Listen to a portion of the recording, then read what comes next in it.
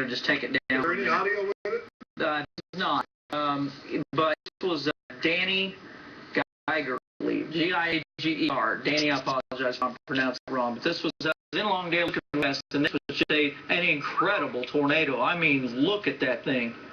That is very reminiscent of some other days that we've seen in Oklahoma. Well, he's staying right with it, too. He is. You know, and that's the thing, as long as it passes to your west, which is this generally where you want to be as a storm tracker, you want to be just east of it, where it stays to your west, and in fact, it's just incredible. I don't ruin my audio, just watch. I mean,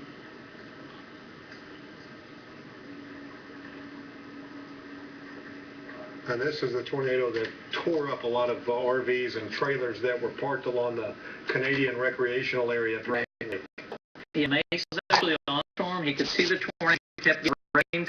That one thing we kept noticing with these storms today, they would pull a lot of rain into them from their south, and that made it impossible for him to stay there because they had a lot of lightning with it, and obviously that's a threat to our helicopter. So we had to move Mason out several times on storms, but obviously the ground was the place to be, as Dan showed you there with that video. And like I said, he's got 5 more clips. We'll see if we can get a hold of those two and show you those, because he had one that was even larger than that. It looked like it was probably in the neighborhood of a quarter of a half. That's pretty big there, but it was even bigger at another one in the video.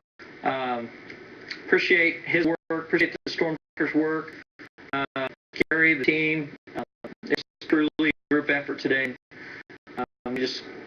We hope that people heeded the warning and we saved as many people as we could today. I think they obviously did. When you look at the destruction we've seen today and you hear the injuries and the fatalities, it's amazing to me that kind of damage can be done and more people not be hurt. Right, yeah. Especially when we look at this video from Cannon Lake area, because the Sheriff's Department there was saying that, you know, it was a little bit earlier on, maybe things have changed, we hope not, but there were no injuries.